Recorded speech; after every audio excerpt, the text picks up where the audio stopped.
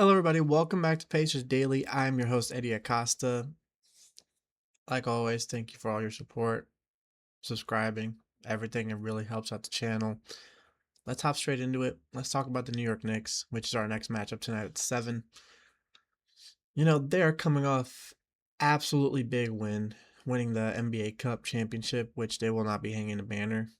Um, Something that Indiana sports is very incapable of doing, as we hang up every single banner we can hang up.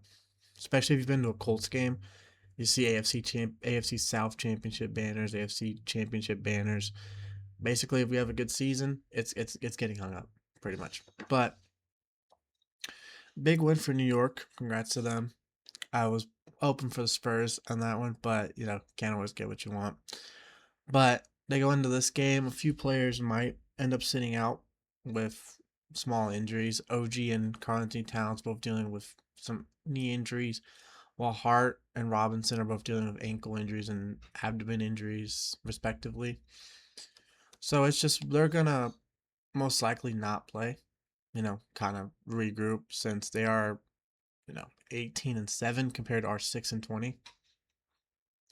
So they're not as rushed to get back on the court, and they all played during the finals anyways. So no matter what, they're gonna have Jalen Brunson, who's averaging almost 30 points a game, 6 assists, and 3 rebounds. But they have a lot of really good pieces this year. It's almost the same team, except they have Jordan Clarkson off the bench this year, who has been killing it, and they got Yabusele, who hasn't really stepped up as much as he did when he was playing with Philly. But he's still holding his own. I mean, he's averaging 3 points a game, but it's only in 9 minutes, so he's not really getting that much playing time. But second of all, let's talk about our leader, Pascal Siakam. I love the way he's been leading the team. Through trial and tribulation, he has been our guy. He is still averaging 23, 7, 4, and 1.2 steals a game.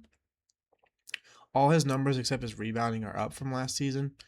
But his field goal percentage is really the only thing that's been dropping. His free throw is down to 69%. 3-point percentage is down to 36, and his field goal percentage is less than 50 for the first time since he was a Raptor.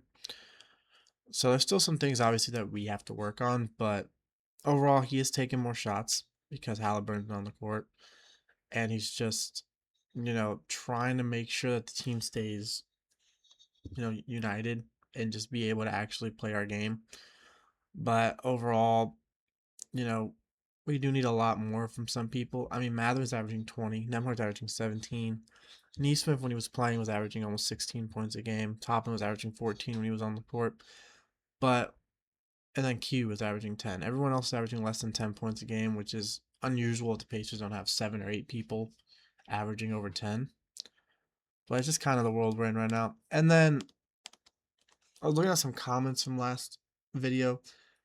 Now, when I'm talking about like games that we play, I'm not mad that we lose, because obviously we can have a really good pick in the draft. We have our own first round pick, so I'm very happy about that. It's just the fact that I would like to actually be competitive and just see what our players can do. But that Wizards game, we just weren't competitive at all.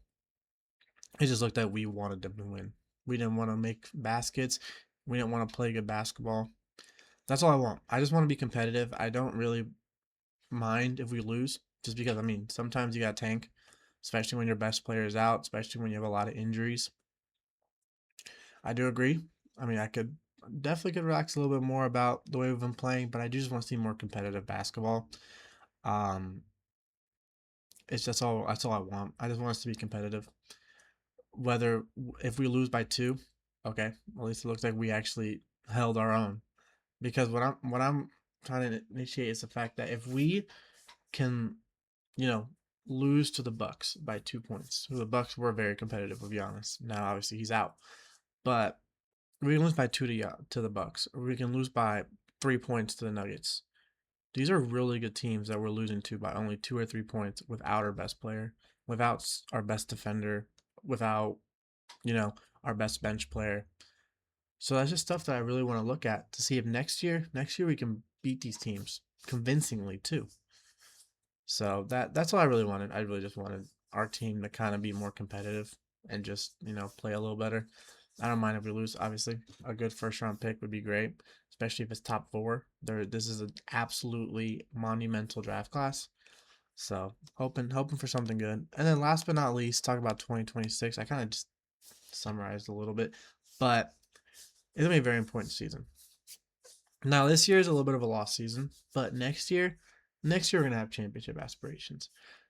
Jay Huff has been an absolute diamond in the rough, and I saw that same comment called him that, and very true, very true. I'm a big fan of Jay Huff. I think he has been balling out.